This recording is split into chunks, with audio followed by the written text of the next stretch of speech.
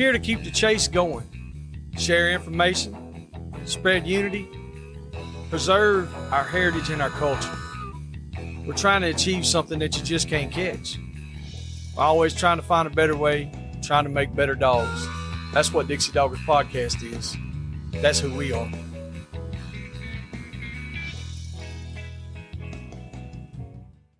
This episode is brought to you by Rankin Ranch 38 Cattle Company. Marc Rankin specializes in Brahma and Brahma Cross cattle in Oglethorpe County, Georgia. You can contact him at 407-832-2077. 407-832-2077. This episode is also brought to you by Phil Wilson of UC Hunting Properties. If you're buying or selling land, farms, or hunting property, these folks know land.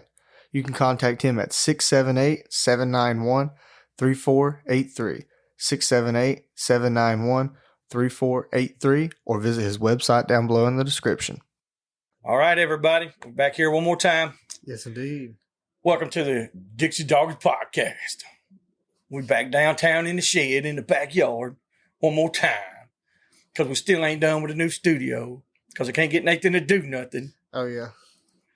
And we have handpicked a seasoned guest for today.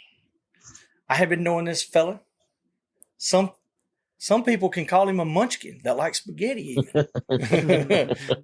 But he likes little dogs, and he has some phenomenal little dogs, but he also has some other dogs too.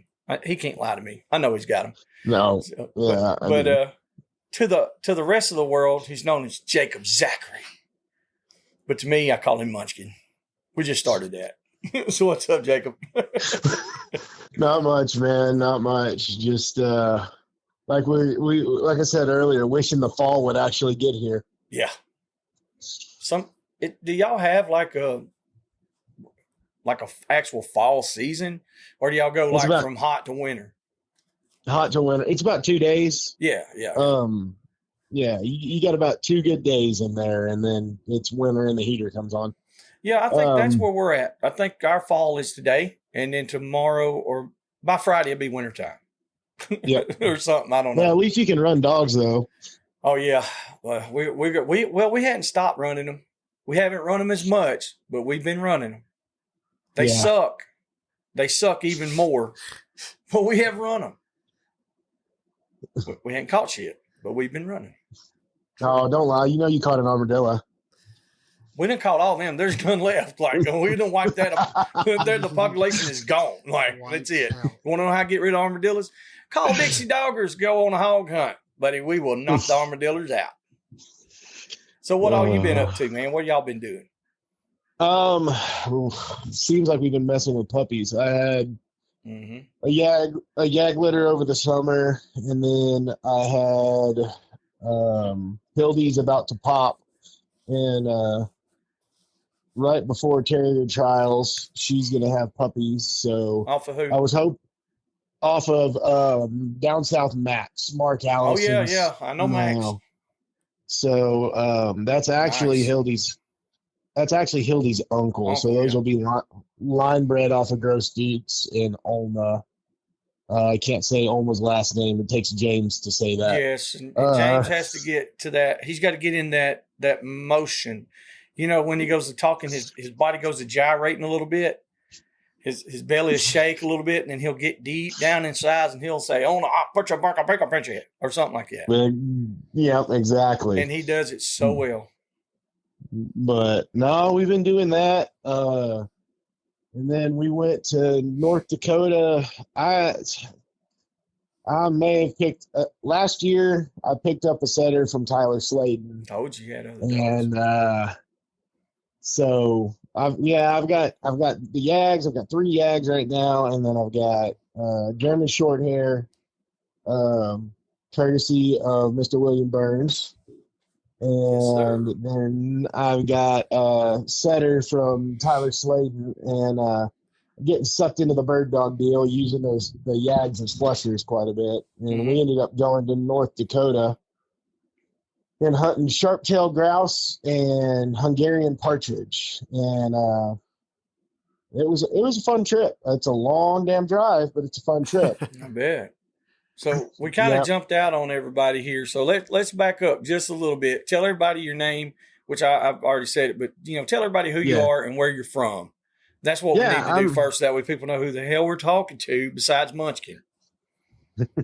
I'm Jacob Zachary. I am Texas, born and raised in Texas. Live between Fort Worth and Waco, out in the country, and got into Yags about,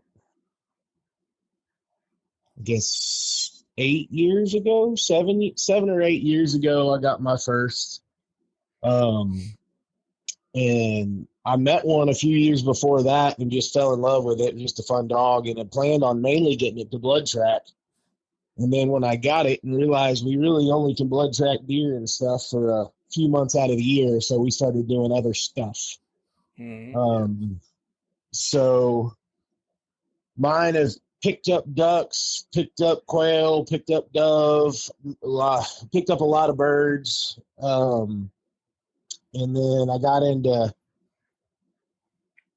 doing the terrier trials there in Tyler. And the first few years we just did the Tyler thing, and then now we've ended up going to all of them. So yeah, up to the Dakotas and over to Kentucky. We've had quite a bit of success. I still hadn't won Dog of the Year, but we've won quite a bit of other stuff. Blue won the Bay a couple years ago, so that was a good deal. that's a nice dog. Blue is a very, very nice dog. Yeah. When he was a puppy, now did he win Pup of the Year? Pup of the Year. I was thinking to say it might not have been Dog of the Year, but I thought he won Pup of the Year. That was he went on a tear. Y'all went to all of them, and I mean he was just wearing it out. Yeah, we won. Well, that was also before kids, so we went to all of them and took Blue for his puppy year, and he did great in North Dakota and Kentucky, and did well in Texas that year. Didn't blow it away as much as I'd hoped, but then they age out a puppy, and then it takes most of them a couple of years to get right before they can compete with the big boys.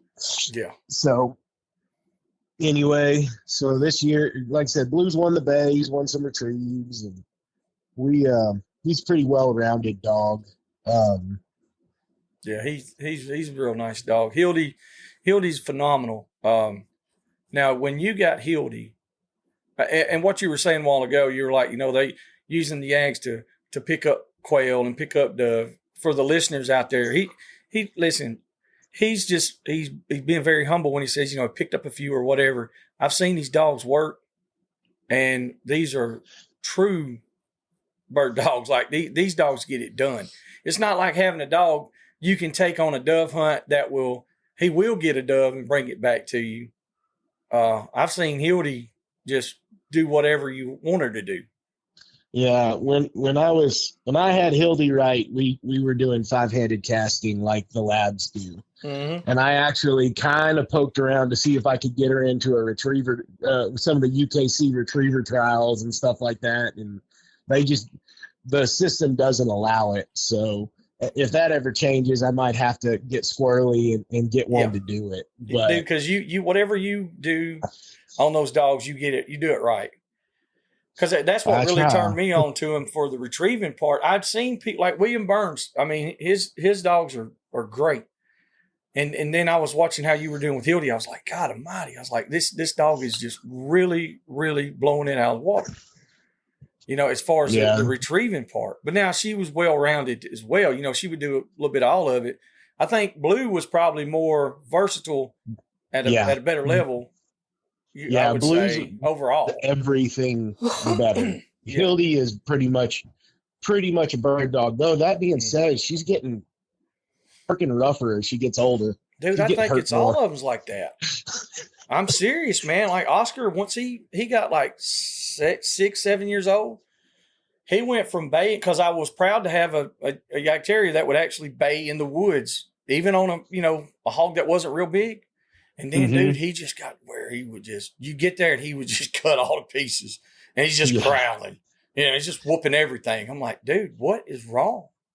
Yeah, they definitely don't seem to get softer from what I've been seeing. But I think that started when Paul Greenwood started getting into the York Terriers. I think it channeled through him into the Jags. What do you think? Just getting older and ornery and grumpier.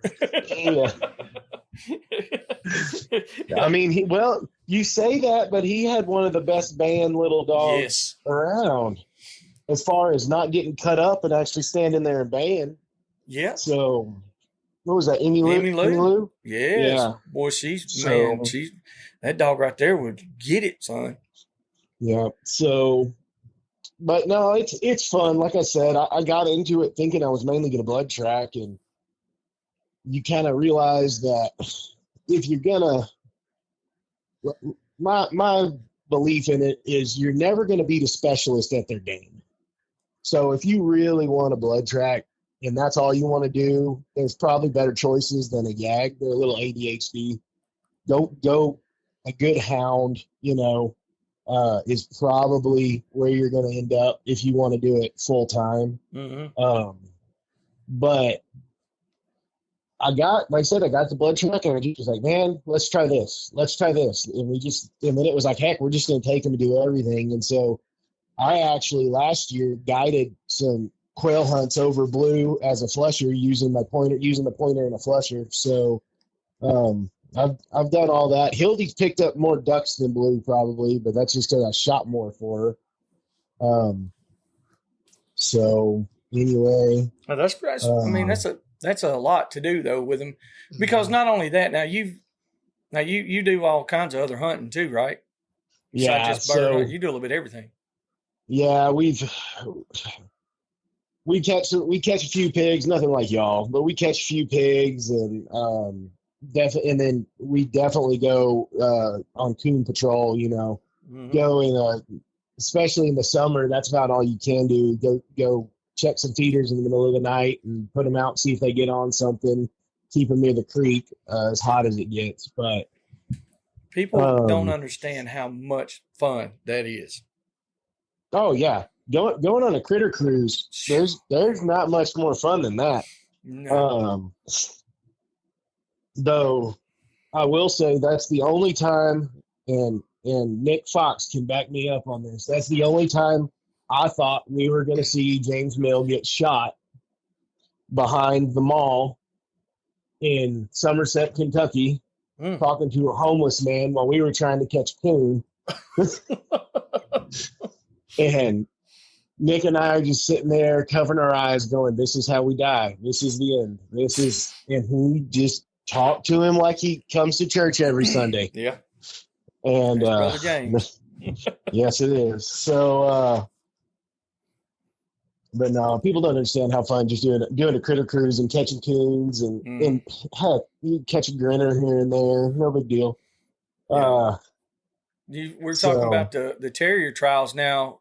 They got the October events coming up.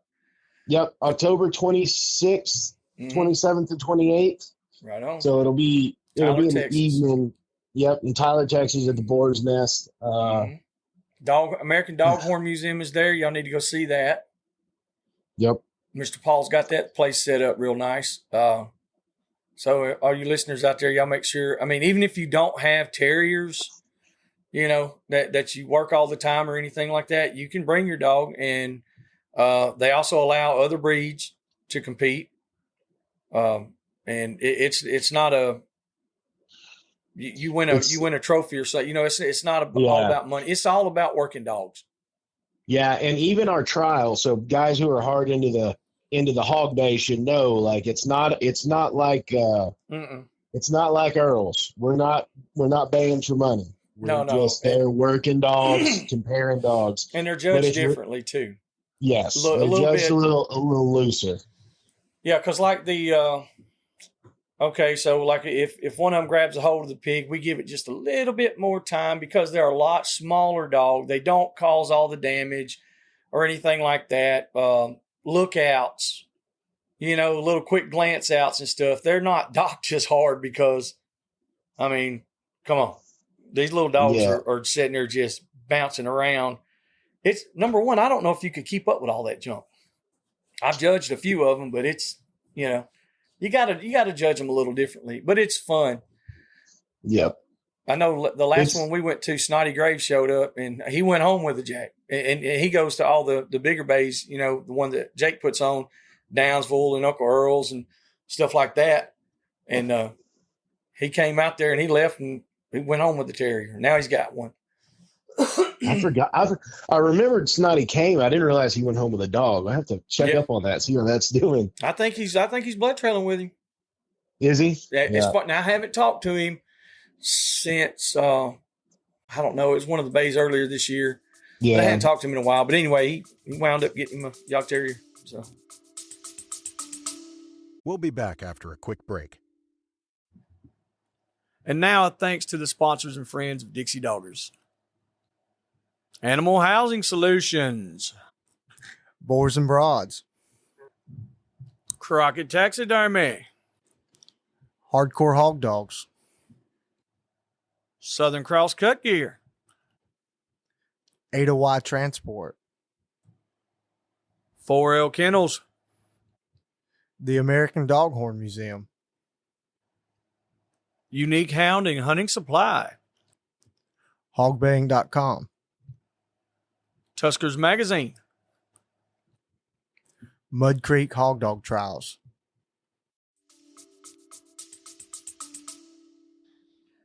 No, they're a lot of fun. And then, they only eat a cup of food a day. So compared to even my setter, feels like I'm feeding a horse compared to the little dogs. But you went on a rampage with this snake bite stuff with these dogs. Oh, goodness. Hildy's working on her snake slam. Grand Slam. She's working on her Texas snake slam. So she got bit by a rattlesnake a couple years ago. We lived through that. Only lost about, about a half inch by a 1 inch strip of skin they had to cut out because it died. But she lived through that. She got bit by a copperhead in April, I think, at the house. And then when we came outside the other day at my in-laws in San Antonio, she was playing with a coral snake. And we have them in where I live in Texas, but not very many. Towards San Antonio, the South Texas, they have a lot more. And so that freaked me out pretty good because I've never messed with them. Now that I've seen them, they honestly, the corals worry me less than just about anything else. But yeah, she just needs a water moccasin, and I think we'll be there for the snake slam on her list. But what all did you do? After she got bit. To help her along. So, some of the listeners, I've seen several posts on social media and stuff talking about snake bites. And ultimately the best thing I know is rush to the vet, but if you can. Yeah. So and I've talked to some people. There's actually a girl I'm friends with on Facebook. Her name escapes me right now. She's actually doing postdoctoral work in Florida on envenomation in dogs. So I'm curious what her research comes to show. But what she'll tell you is Benadryl and dexamethasone are contraindicated, meaning they do nothing to the hurt. That being said, all the experienced dogmen I know either use dexamethasone or Benadryl. Mm-hmm. So, I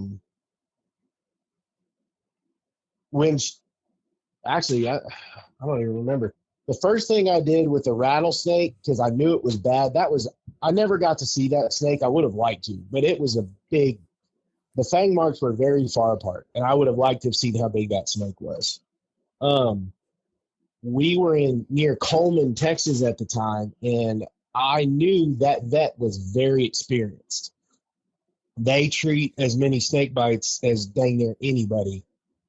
So I jumped up and ran into town. And one thing I learned doing that is small town vets those small town rural vets, they're not going to charge you as much. You just flat how it is. They understand. So I went in expecting to play, $3,000, $3,500. I came out of there for just over $1,500. Yeah. Which blew me away. And if we're in that neck of the woods and we need to go see a vet, I can tell you where we're going. But anyway, that's pretty good there, man. That's for sure. And that was two full bags of antivenom, and they used an antivenom named Rattler. And the one thing I've asked a couple of people about there's a couple different antivenoms, and that Rattler is also the only, if you're in the West, it is the only antivenom that is listed for use with the Mojave rattlesnake. Okay. So that was just something that was interesting. But we did. I would tell everybody, go ahead, even on a little dog. Hildy's 19.5 pounds. I would go ahead and do 2 bags of antivenom straight through, because we did one. She looked a lot better, then she crashed real hard, and I got worried. We did another, and she got through it. Just run 2 bags to begin with, and I think you'd be in a lot better place.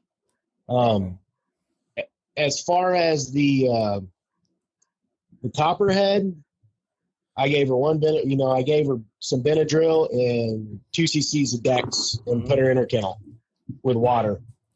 And my dogs I've got kennels. Sometimes they're inside, sometimes they're outside. They kind of rotate. So I left her in the house where she was cool. She got 2 cc's of Dex, and I don't remember how much Benadryl, whatever the dose is. It's like 5 milligrams per kilogram, I think. Nate, is that right? Yeah, that's what it is. Yeah, that's what I thought. So, and she was 24 hours later, you wouldn't have known she was bit. Mm-hmm. So the coral snake, I was pretty sure she didn't actually get bit because the way she was playing with it, and I don't think she ever did. Also, those snakes are rear-fanged snakes. They're not near as scary. Yeah, it'd be a whole different ball game for that snake to actually bite and inject. Yeah. They kind of got to chew on you, is my understanding. Yeah.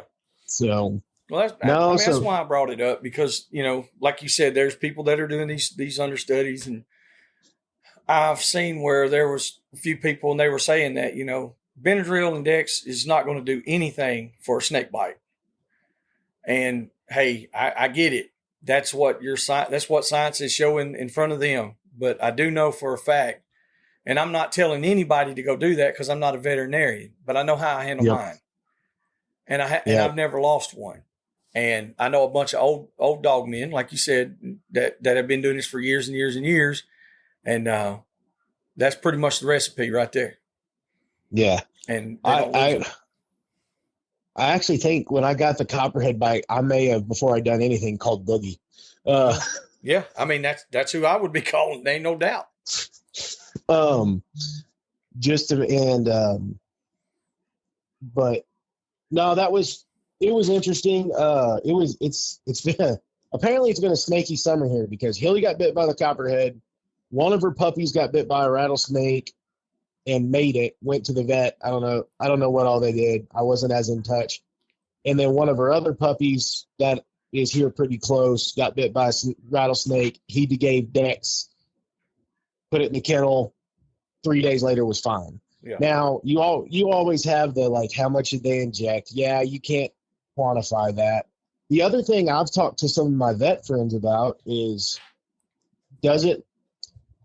if I get that shot in that dog fast, let's say within an hour of the envenomation, you can't tell me that doesn't affect things differently than if I give it 12 hours after the bite. Yes. And that's almost impossible to test in a scientific setting, because you're not going to set a dog up to get bit. Mm-hmm.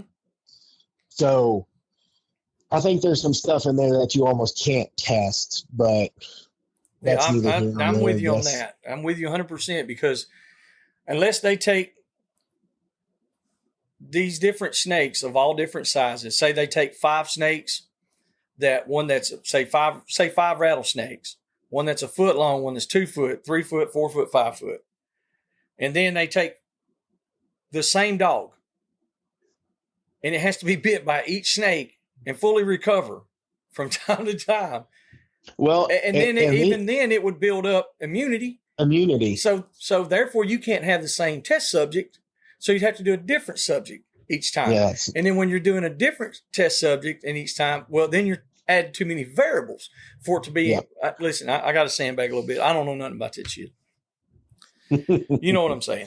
So a lot of it is, a lot of it to me, I understand where they're coming from with it, and I understand a great deal of it. But at the same time, I also understand in, certain things that have worked for 100 years or 50 years or whatever, that's just some old home remedies that, that work. Yep. And you know how that goes. I mean, it's the same thing as in faith or faith healing or in your beliefs or stuff like that. Science is different than that. But it doesn't mean that it won't work for you. Yep. So, but yeah, that's one of the subjects we got to get off of that. The scariest thing we actually have had this year was with my setter. And that setter, we went up to North Dakota with some friends, like I said, sharp-tailed grouse and Hungarian partridge, and had a big time. I learned a lot.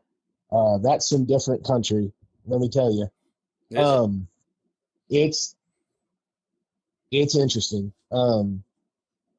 If we'd all have running dogs to catch pigs if there were pigs up there, because you can see, so like you just drive around until you see them. Hell yeah. But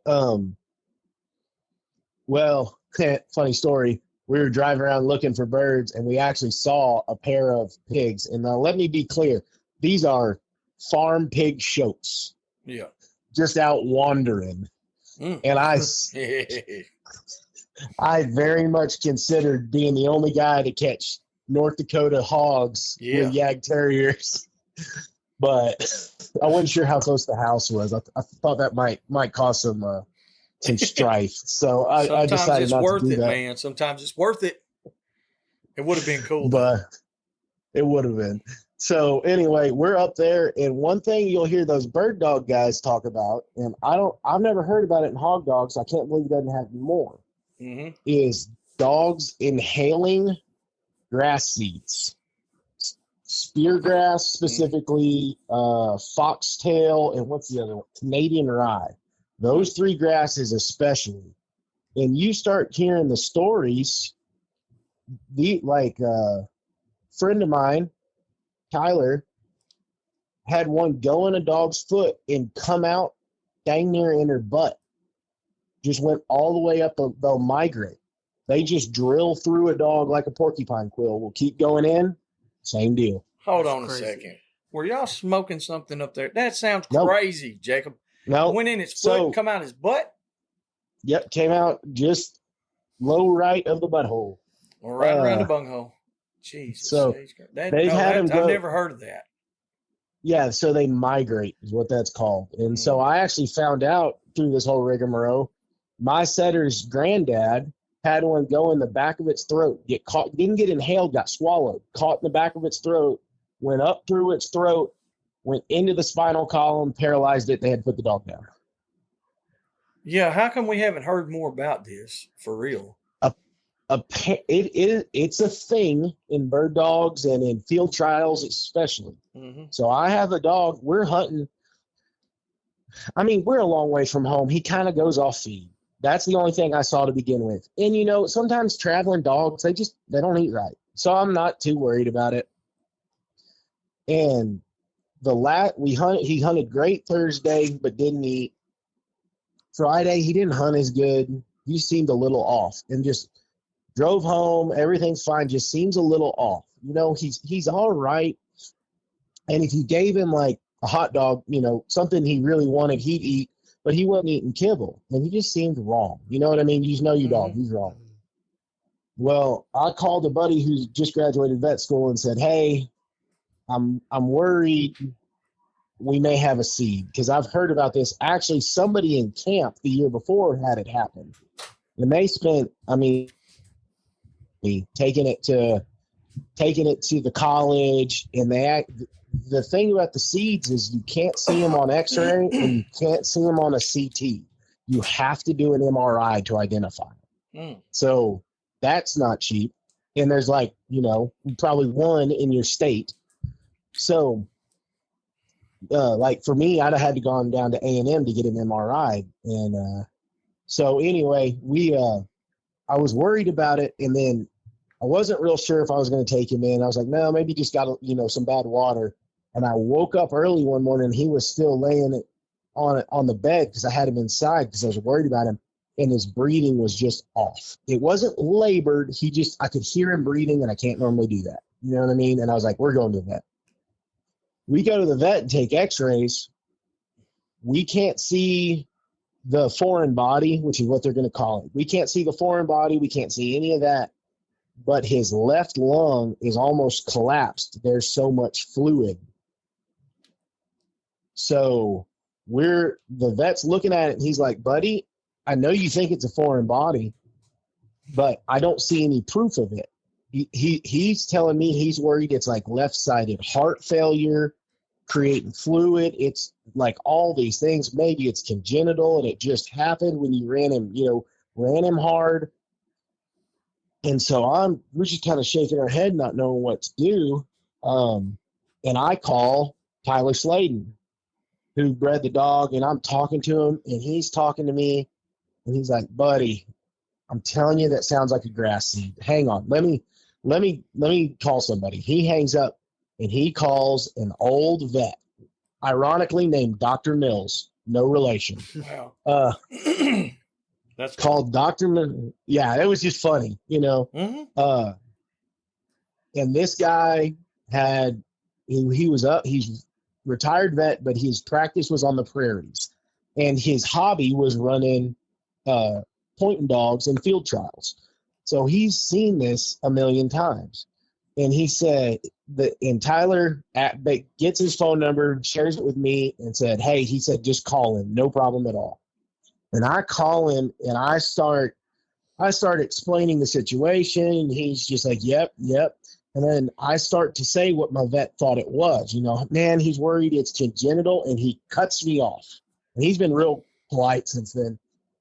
He cuts me off, and he goes, no, sir, it's not. And he proceeds to list everything my vet thought it might be. It's not congenital. It's not left-sided heart failure. It's not this. It's not this. And I'm like, whoa. And he's certain. He said, this dog has a seed.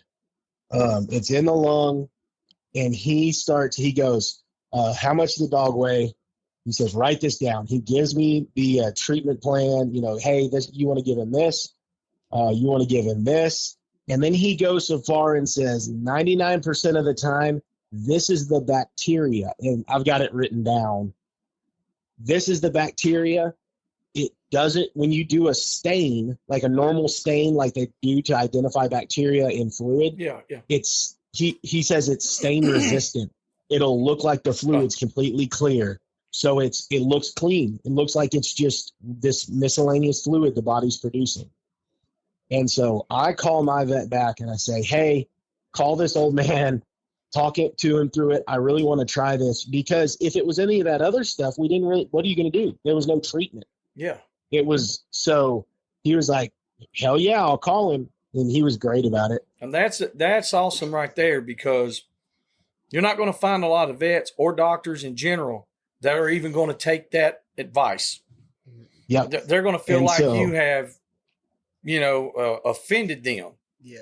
Yes. That's cool, because that guy right there is really in it to help somebody. Sorry about that. Sorry for cutting you off, but that's awesome. Oh, no, you're fine.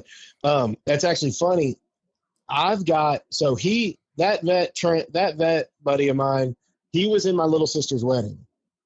Okay. My roommate in college also married a vet. And then there's a pretty good small town vet right here that I use sometimes. And I told one of them the other day, I said, I feel like I'm, I don't know about this having multiple vets thing. And one of them,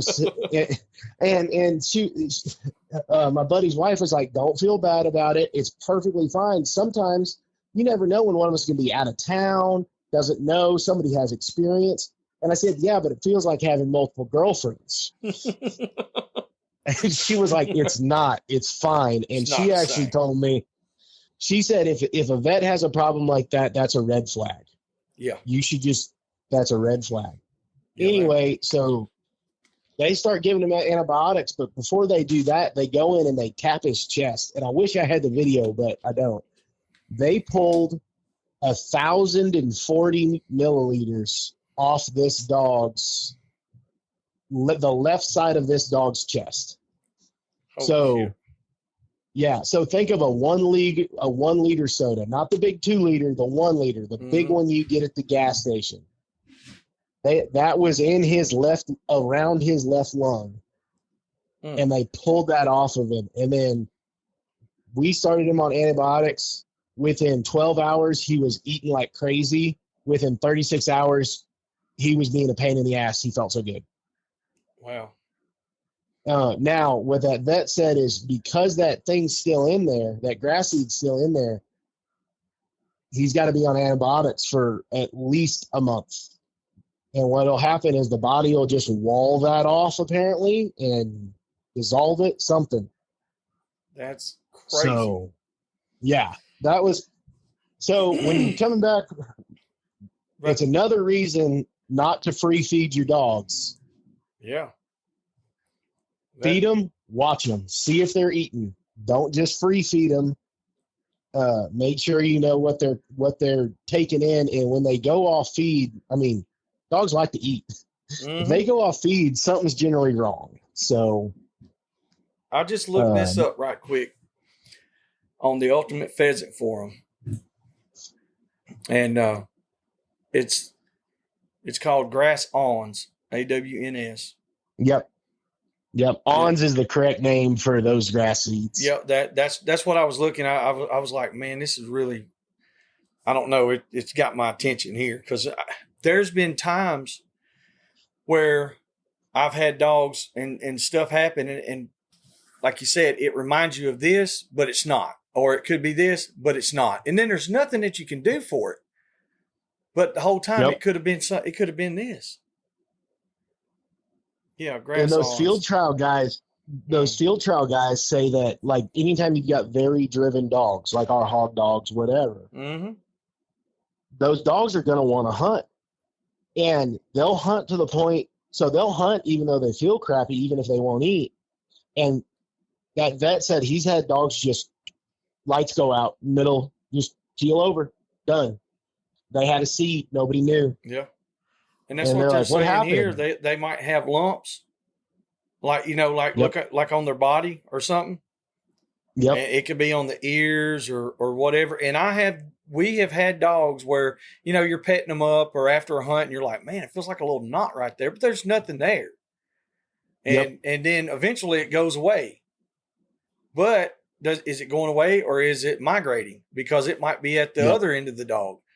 And I have literally seen that in several dogs over the years. I'm going to do some study on this for sure. It's just wild. It's wild. The stuff I'm reading right here, different grass seed infections. Like I said, a lot of it is through CRP type fields. Yeah. So the pheasants. So I believe Tyler Sladen was telling me this.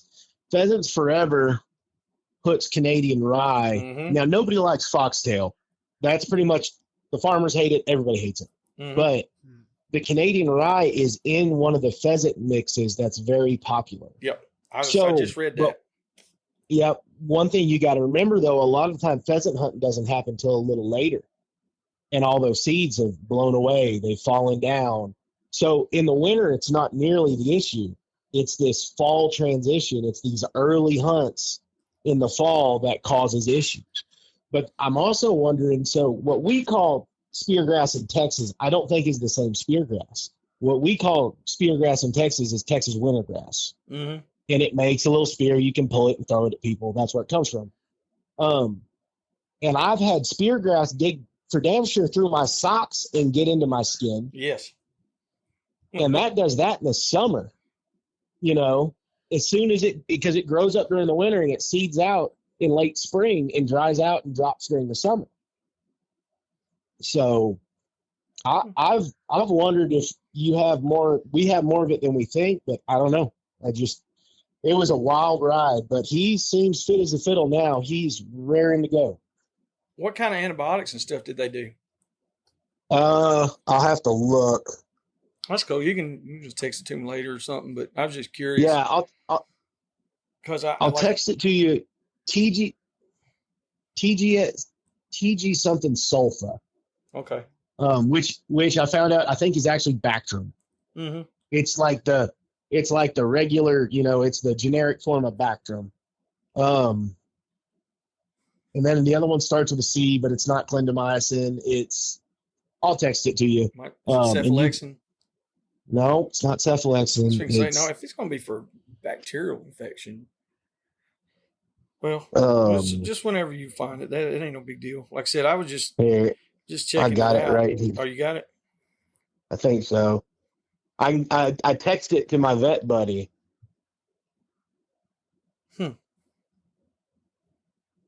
Because it's talking about these dogs getting in their ear canals, getting embedded in their fur, the whole migration stuff. I just really didn't know it was that big of a deal.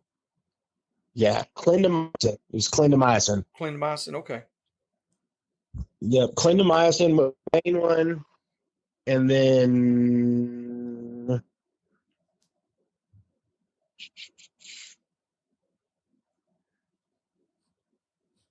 mm-hmm. And the disease I found where I was texting that vet. So it's clindamycin was the antibiotic they used, and it's a pretty dang high dose. And the actual bacteria is actinomyces.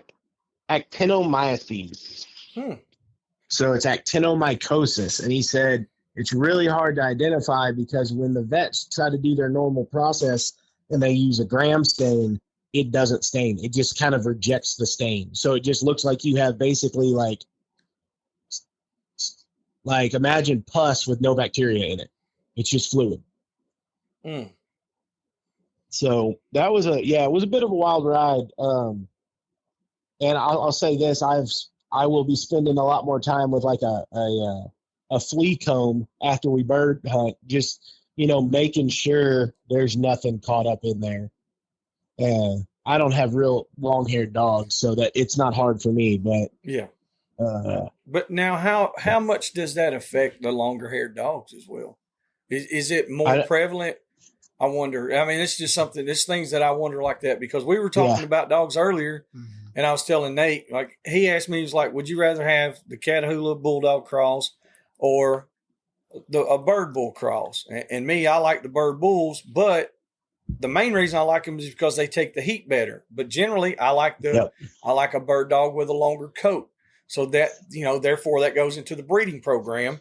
And, all my dogs, even though we're down here in the South and it's hot, they have longer coats, but they stay cooler. Yeah. And I just wonder how much the difference does it make on that? I don't know. And, I'm not sure. So it was my first run-in with it after talking, but it's kind of one of those things you start talking to people and it's not super, it's not crazy common, but it's fairly common for those guys that go up north. Yeah. Like I said, there was a guy who was in camp with us who the year before they went in and took out half a dog's lung. And that old time vet, that one of the things that he said that sold me, he said, look, if I go in there and do some surgery and that dog is only half of what it could have been, I hadn't done anything. Yeah, it's still alive, but I haven't succeeded. He said, I want that dog to compete, because they're field trial dogs. I want that dog to compete at the highest level it can. So that's what sold me on him. But it's been a wild deal. Like I said, I know Tyler Sladen's had several he was telling me about. And everyone I've talked to, that the big deal was the dog just seemed off, just not right. Mm-hmm.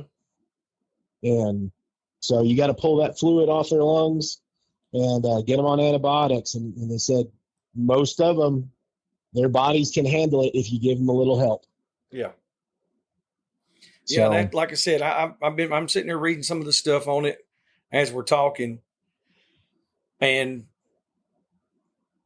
it like you said in some of these forums that I'm reading on, it's common. It's not super common, but it is a common thing, especially South Dakota, North Dakota, Nebraska, those places like that. And it's in the, and where bird season's open first? Where? South Dakota? South Dakota, North Dakota, so Montana, Nebraska. Yep. They still have the seed. The grass hasn't went to seed yet. It's seeding out. It hasn't failed. Exactly. And so I think it's those dogs are. No, go ahead. I was gonna say the seeds are up higher. They're right at a dog's mouth level. Mm-hmm. They're running through there. I don't remember who I was talking to a while back, and we were hunting or something, and somebody asked me. Now listen, I'm also old and senile. This could have been 10 years ago. I say the other day, but somebody 6 asked, days or 6 years, it's all the same. Same thing.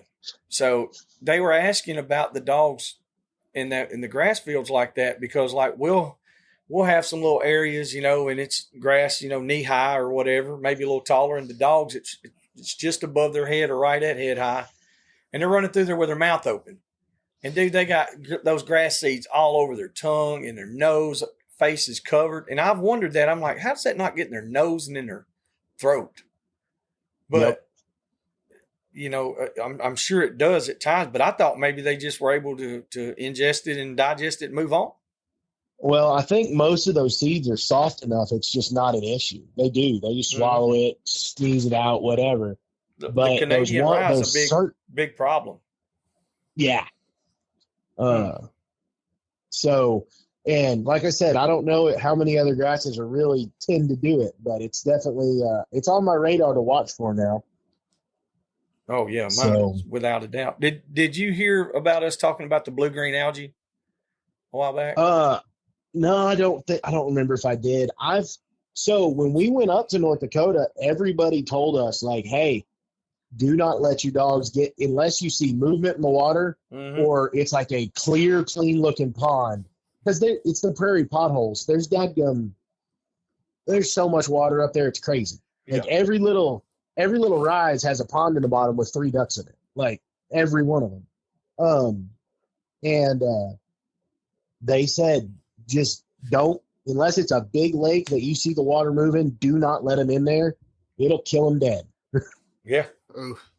Yeah, we had some friends of ours that had issues like that. They was Kevin Brooks. They and his son Drew. They went to South Carolina out there with Coondog and them to hog hunt, and they were wearing the hogs out. Dogs was down there barking and baying. He gets there and the dog's just like, said it was almost kind of looked like a heat stroke at first.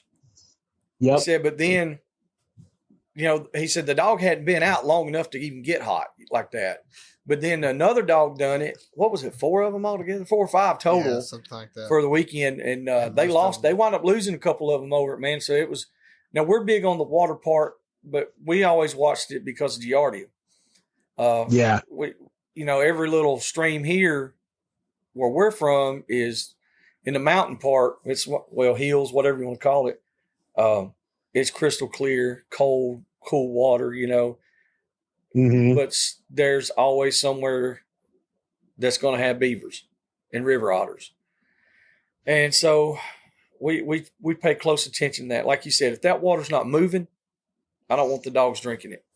I don't want them in it, So we try to watch that as much as possible. There's so many things out there that we're not even familiar with that can cause health issues to your dog and ourselves.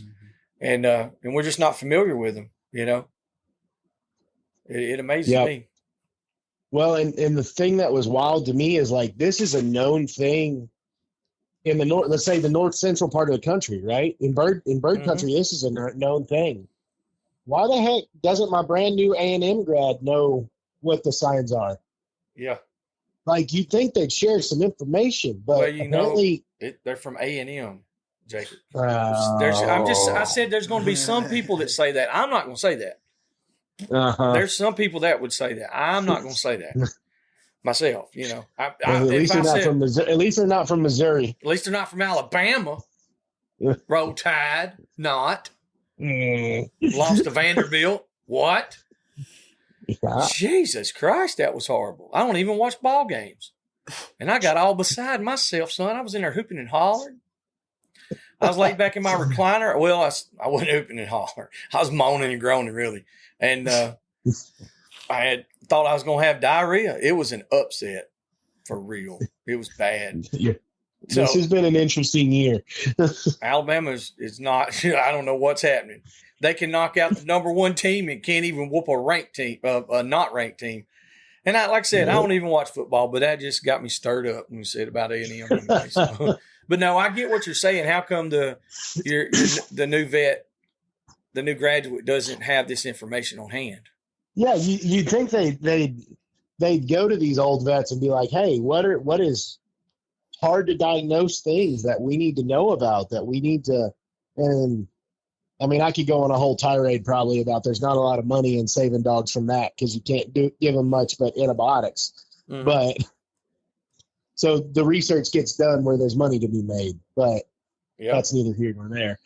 Well, no, I mean, in a way it is here because it's something that we need to know, but it's not available to the people that need to know it most. And if it is, now, I'm okay, I'm not going to say that it's not available. It's not something that's put out there at the front line for these graduates to see. It's something that these older guys have dealt with, and it's through living experience, not being taught. It's through experience that they've learned these things. So, like you said, all I did was Google it right quick. Grass seed, health effects in dogs. Bam, pops up, and it gives me all these hunting forums and all these veterinarians all over the U.S. So that's not hard to get your hands on the information. So how come the schools are not putting it out there for them to learn? Yep. Because that would be a big concern to me. For sure. That's a big concern. Or are they putting it out there and just not, or is it available and they're just not teaching it on their career? Yeah. I don't know. Or was Trent drunk that day? I don't know. It's possible. Maybe so. And he could have thought it was different kind of seeds. You don't ever know. It's college. What other kind of health stuff do you got that you can tell some of the listeners to help them with their dogs? Because I know that's a big question, and I mean it's a broad question, but we get a lot of questions over healthcare or health scares in dogs and what you can do to help them or prevent them. Yeah, well, the one that comes to mind, well, there's a few. Like I said, living in the South where you're around snakes, if you can figure out a way to get Benadryl's easy. Everybody can get Benadryl, keep it on you. But Dex, man, if you can keep a little Dex around, I've seen y'all, you know what I mean? Like, you may be the first guy I ever saw give Dex. Yeah. And it was at a trial. I'm not the first guy to take Dex, though. But I know a guy who actually said, man, feeling rough, and just went ahead and got him a shot. Something. And went ahead and got him a shot. And my man was feeling good later. I was like, you know what? I'm not doing that. Not going to try it. No, I think I'll pass on that one. It ain't going to hurt you. Yeah. Your blood pressure might go up short term. But anyway, so that's something it's just kind of some of those things you can keep around. Mm-hmm. That when you're hog hunting, if you can get a bag of ringers and learn how to start an IV, or if you can't even do that, being able to run fluid under the skin. Yeah. No, that's anybody can do that. I can teach a kid to do that in 2 seconds. Yep. So what do you carry in your cut kit or in your medical bag for your dogs? Not not hog hunting specific, because it's a much broader spectrum for you. Yeah. So I try to keep a stapler, because man, coons will cut a dog. Barbed wire fence, trying to slip through barbed wire fence, they'll cut a dog. I'll keep a stapler, stuff to clean cuts. I don't carry it with me, but I try to keep a bag of ringers at least in the truck, or in the Ranger. Like when we were when I was hog hunting the most, we kept at least one bag of ringers, lactated ringers. It's IV fluid for anybody who doesn't know. We kept it in the Ranger. So, you were never that far from having that if you needed it. Quick clot, I keep that with in my bag in the Ranger or in the truck. I don't keep that with me. I keep gauze and like vet wrap with me. So you can staple, gauze, wrap it up. Guess we're carrying the sucker to the truck, whatever you got to do. That's really, like I said, that's really it. I don't keep a ton on me when we're bird hunting, unless I'm really worried about it being snaky. And I have walked quail hunting with a bottle of Dex and syringe in the back of my vest, just in case. Yeah. Haven't had to use it, but rather have it and not need it. Mm-hmm. No doubt. I mean, that's a bit. It's easier just to put it back up than to not have it. Yeah. And then the network. Probably honestly, that may be, don't be scared to say when you don't know. I called a guy. So so one needs to remember that these yags have about 9 lives, kind of like a cat, maybe more. It might be more like 12.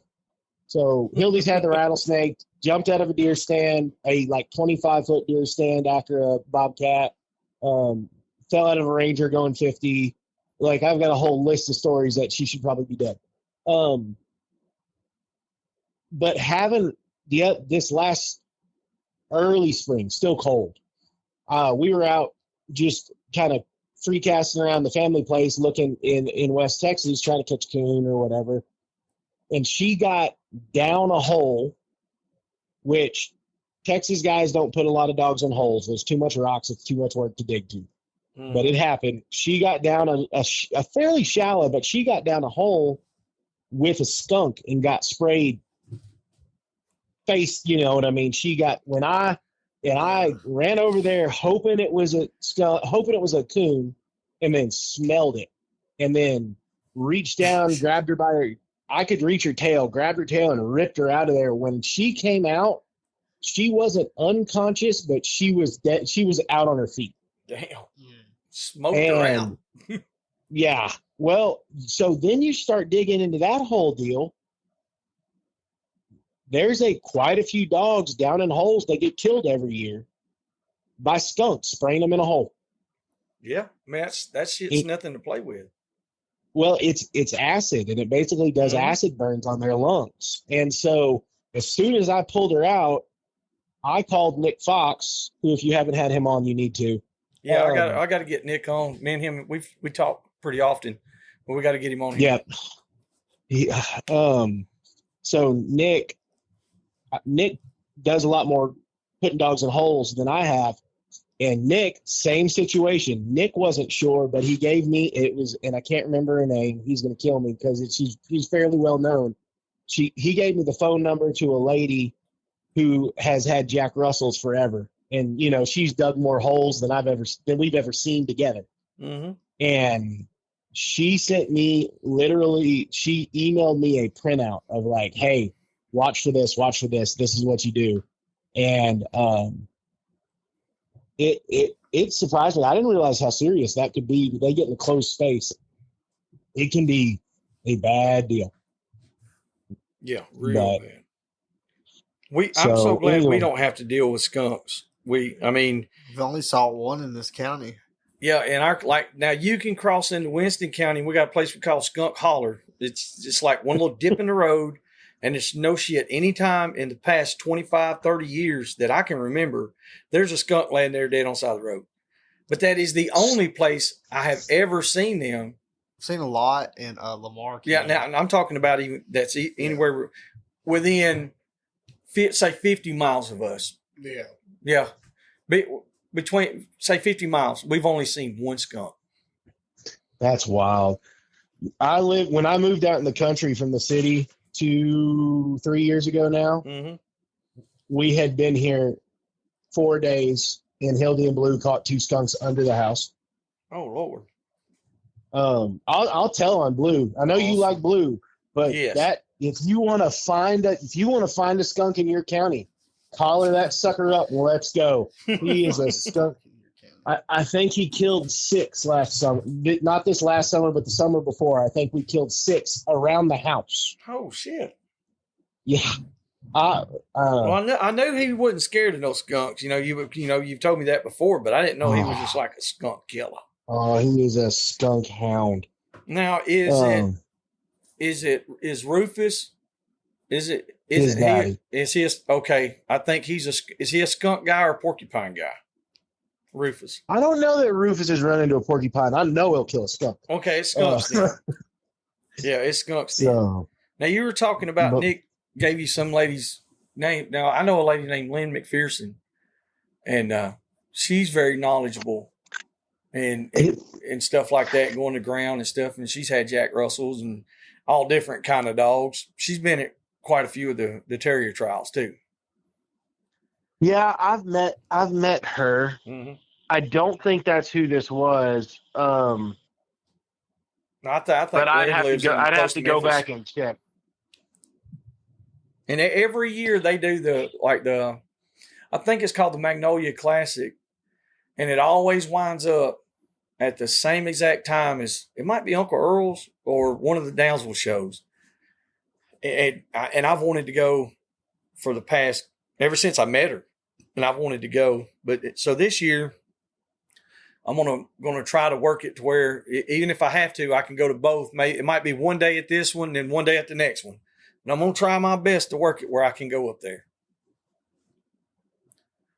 It just always amazes me, all those older ladies out there, just they love these working dogs. Oh yeah. Yeah, They do. They get up there. They got a bunch of them have those little white dogs and catch all sorts of groundhogs with them suckers. Yeah, I don't even know what kind of dogs they are. If they're pure-blooded dogs, I think a lot of them are because they show them.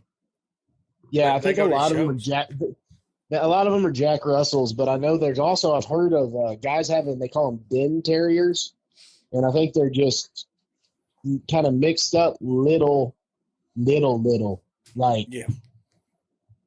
dogs to get down in there. So, so when you guys got deer season, has it started there yet?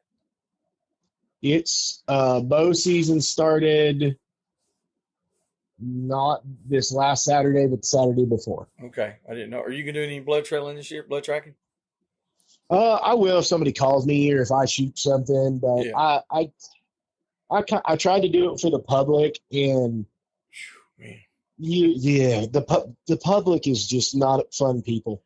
No, most of the time it's not. I'll be honest, I got trashy terriers. If we're going down a blood track and there's a hot coon track closer, we're probably going on a coon hunt. That's all that. Yeah, so my kind of, or a good skunk track and put old Blue on him. Yeah. Oh, good. Yes. Luckily, I hadn't done that with anybody that wasn't like family, but that'd be pretty fun though. I'd have to, I think it would be because I'd just run. I'd be like, get him, Blue, and then I'd take off running the other way. So the issue isn't so much. So you got to remember that my dogs retrieve. Yes, they're gonna bring it back to you. Oh, that Blue jumped in the Ranger with me. With the skunk. Directly. Yeah, oh, yeah. It was bad. Oh, hell I mean, when it doesn't, at a certain closeness, it doesn't even smell like skunk anymore. It smells like burning tires. Yeah, I've never been that close.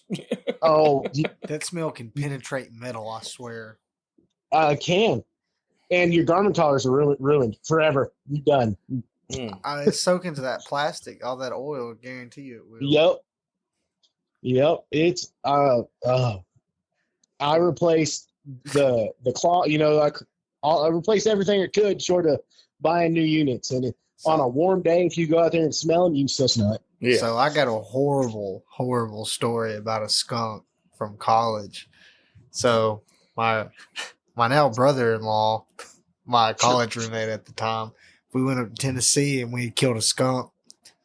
And it didn't spray or anything when we killed it. And it was like 18 degrees or some shit up there. It was like super cold. And I was like, well, we can put it in a garbage bag and we can stick it in the freezer in the dorm. And then by the time we had got back to Starkville, because he lived in like West Tennessee, and it was like 2.5 hour, 3 hour drive down. So we get to Starkville and I get out of the truck and it's like it was late. It was like 11:30, almost midnight. We was in the dorm parking lot and all you could smell was that skunk.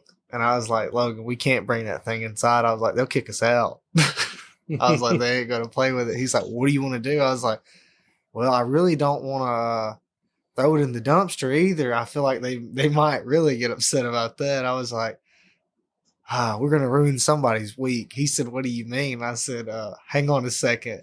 And I walked about 4 trucks down and there was this green F-150 and it had a white, yellow plastic handle garbage bag in the back of it, the same as what that skunk was in. And it was up under that guy's toolbox. So I pulled that garbage bag out and slid the skunk behind his garbage bag and pushed it back up under it. Yeah. And so this went by.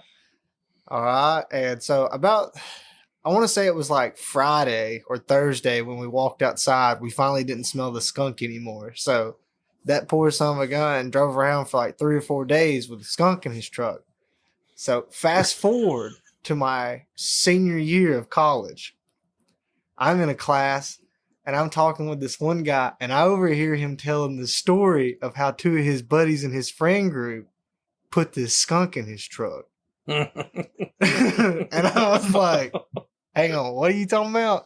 And I was like, what kind of truck did you used to drive? He said, I used to have this old green F-150 before I sunk it in a pond. I was like, oh, really? I was like, so you said you had somebody put a skunk in your truck? He said, I know it was these 2 guys. He said, them son of a guns will not admit that shit. He said, every time I remember it, he said, I hold them down. He said, and they won't admit it. I was like, are you mad about it? And he's like, no, not really. I was like, I know who did it. He's like, who's that? I was like, I did. And he said, do what? And I was like, I put that skunk in your truck. And he was like, why the fuck did you do that? And I was like, oh, it was just your luck. I was like, and I told him this, and I told him the story of it. And I was like, well, now you got to tell me how this went. I was like, because for the past 2.5 years, I've been sitting here like, whatever happened with the skunk? So he said he got in his truck the next morning and it was cold and he drove to class. And so it didn't really smell. And so he said, so by the time he got driving around that evening, he smelled it. And he's like, I guess I ran over a skunk last night. So he rolled his windows down. He's like, hell, that made it worse. He said, Tuesday comes by and he wakes up and it still smells bad. And it started warming up later that week. And he said by that evening, he had already went and took it to the car wash. And he's like, and it still stunk. And he's like, so Wednesday comes around. He's like, so I'm cleaning out the inside of my truck. He's like, I'm cleaning everything out. He's like, and by Thursday it comes around. He's like, I'm taking out my toolbox. He's like, I'm taking out my seats. He said, and I see that yellow garbage bag. He's like, I left that trash back there. I'm going to go ahead and get that. Because he's like, I didn't look in the bed of my truck. Because he literally only had that one garbage bag in the bed of his truck. He didn't have nothing. And he said, it was full of beer cans too. No, he didn't have any beer cans. His truck bed was really clean, actually. And He said he pulled that out and he saw another garbage bag. He said that smell hit him in the face and he said, and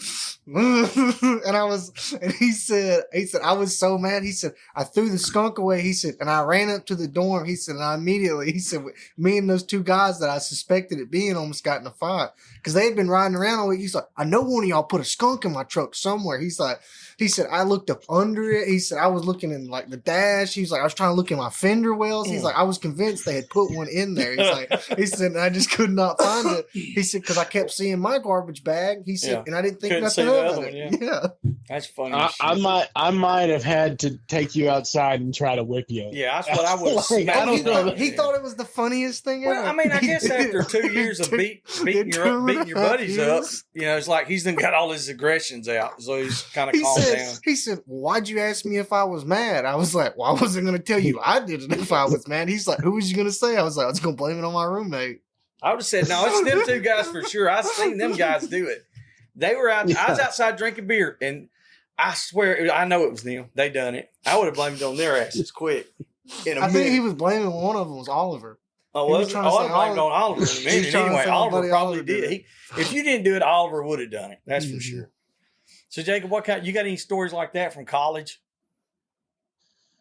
I don't want to hear that weird ones either. Yeah, I was gonna say nothing that good. No. Well, okay. The closest one we have, there was an old country boy from way West Texas, and he was he's real quiet. Didn't hardly talk, but was a real good guy. And I went to school in San Angelo, and at Angelo there was a rash of people stealing people's keys and taking their tailgates and switching tailgates. And like they wouldn't steal them, but it would you just like switch tailgates. So you walk out and all of a sudden your blue truck has a red tailgate. Yeah, that's and that's funny as shit. And so there was a rash of that, and they kind of figured out who it was and they got it stopped. And then it happened one more time. And it was two guys we knew pretty well. And that old country boy had gone out in the middle of the night and done it all by himself. So nobody knew. Like, there was no evidence. And he kept it quiet for probably 2 or 3 years. And then somebody finally was like, man, who did that? And none of the friends would fess up. And finally, he was like, that was me. And everybody was in shock because it was the last person you would have expected. But that was just a good joke because nobody got hurt and nothing got damaged. I might have had to fight you for the skunk. The skunk's pretty rough. Yeah, I really felt bad about that. I'm not going to lie. Because I was like, well, surely he will see this garbage bag and be like, I'm going to get this garbage out. It must be stinky. But it took him until Thursday to get it out. So, circling back, what was the plan once you had if the skunk had stayed frozen? What was the plan? What were you going to do with the skunk? Oh, I was going to tan its hide, and then I was going to pull the skunk essence out with a syringe and use it for trap and lure. Okay. That's at least, I was like, I had a plan. And then when I got there, because when we pulled in to the parking lot at Thompson, I was like, I woke up and I was like, what the hell is that smell, Logan? He said, you and your damn skunk. I was like, it's finna be somebody else's. I was like, I ain't keeping that. Yeah, that's pretty rough. I'm glad I never was like that. I would never. I thought you were a nice guy, Nate. I literally thought, WWJD, what would Joey do? I stuck it under his seat. Listen, okay. All right, I do have a little stuff like that. Nothing major. My cousin was getting married, and so I was like, what can we do to their car? I think I was about 17, 18 at the time, maybe. And I was like, what can we do to his car? Just being little hellions. And we had went fishing, and I had a tube of crickets. So I just opened the tube of crickets, threw the crickets in his car. So, just letting the crickets jump around. It'll be fun. Yeah. It'll be funny. It's nothing major. It's ridiculous. Now keep in mind, it had been warm all day. Well, it started cooling off, and he had told his little brother-in-law, he's like, hey, go crank the car up and turn the heat on because we're fixing to go. So he goes out there and they got the heat on wide open. Well, while it was warming up during the day, the crickets crawled inside the heat or the air conditioner vents and all that stuff, and they all died. And they died from heat stroke, I guess. And so 3 days later, when you're trying to ride with the air on, and those dead-ass crickets are in there, it just kept getting worse by the day. And then when it got... crickets? Yes. Dead crickets, they just stayed in there until they rotted away. And he kept saying, he said, it smells like dead crickets. I was like, I don't know what it is. I have no idea, but we got to roll the windows down. This shit stinks. And honestly, at first I was like, I don't know. And he kept saying, it smells like dead crickets. And I kind of laughed a little bit. I was like, you know what? He never said anything about those crickets. So I wasn't saying shit. Yeah. I was like, I'm he not didn't saying even know. You got him hook, line, and sinker. Yeah, so I was like, I ain't saying nothing. And then years later, we're talking about it. He said, yeah, I was getting ready to sell that car. He said, I pulled the AC vent. It was an older Camaro. It was like late 80s, early 90s Camaro. And pulled the vents out. And he said, and there was just dried up crickets in there. He said, why the hell was that? I said, look, I got to tell you something. He just looked at me. He said, you bastard. I was like, well, that's all I had. I'm sorry. And I mean, like, this has been years went by. And so, I mean, it's not a skunk, but, it was bad enough. It was bad enough. I got Caleb. This guy used to help our Uncle Frank, and he was scared of lizards. Mm-hmm. And so, like, he never locked his Jeep doors, and we was all up at Uncle Frank's house. I think they was working, and I was over there dicking off. And I don't know, I was probably like 11, 10, something like that. And Uncle Frank had a plethora of green anoles. And so I went and caught like 15 or 20 and went and put them in Caleb's Jeep. Well, they experienced a similar issue with those said crickets. Caleb said he managed to get a few out, but he's like, a lot of them perished in the air vents. It's amazing how much those little bitty animals can smell that bad. It's kind of like a baby. Like a baby. The worst one I ever heard, and I think I've told Dad this, is so when I went hunting up that same weekend in Tennessee with my brother-in-law, I'd met these two other guys. One guy named was Lane and one guy named was Dawson. And so they were really good friends. I don't know. They acted like they hated each other, but they were super competitive about everything. But Lane won everything. Dawson never won anything. They'd have a foot race. Who could shoot better? Who could throw a rock better? Me and Rodney. Just everything all the time. Well, then they got to doing these prank offs, and they putting dead animals in people's vehicles. And this is what gave me the skunk idea, is because Lane and Dawson were going back and forth, and Dawson had got some roadkill, and I want to say he put it behind Lane's seat. So Lane found a possum on the side of the road, took out Dawson's dash, stuck it in his dash, and put his dash back home. Somebody's ass is whooped. But the thing is, Dawson could never figure it out. Now, Dawson is also not a smart man by any means. My roommate Logan was like, well, he's a little off. And I was like, Logan. I was like, I don't know if it's good that we should be messing with him like this. And he was like, he loves it. And I was like, all right, whatever. I was like, y'all can give him hell. I'm not going to say anything. Wow. But Dawson was mean as hell. He'd throw rocks at him, all kinds of stuff. Who needs friends when you got people like that? Who needs enemies? Who needs enemies when you got mean ass friends? Yeah, who needs enemies with friends like that? Yeah, that's pretty rough. That guy was so funny. We was duck hunting, and we was like, Dawson, don't. He's like, I gotta pee. And he was like, well, you gotta go over there to pee. He's like, well, you gotta walk around because there's a big stump hole because we were duck hunting in some timber and big cypress trees. And he was like, straight across. So he's like, no, around. And he's like walking, looking. He's like, right here. And then all of a sudden he went to like his ears. No shit. And he got a big mouthful of water. And he come up and it was real cold. And boy, he was moving. I bet he was. Yeah. He was like, he slid off in this big old stump all over. Oh shit. Yeah, that's asshole stuff there. But what he's telling him is like, go move over. And he's like, here. And he's like, just walking and walk right into it. Joey, I know you've seen the picture, and no, Nate has the picture of David Williams scruffing that badger. Yeah. Okay, so I took that picture, Mhm. and the whole plan for that was to take said live badger and put it in someone's dog box for them to find when they woke up in the morning when they went to air dogs. Mm-hmm. So that was the whole plan. Oh shit. That'd be a hell of a damn find. You open that box and that damn badger back there. Well, how'd the plan work out? How did it unfold? I mean, we decided it was too we got scared. We decided it was too dangerous to put it in somebody who didn't know. That's fair. That's fair. Yeah.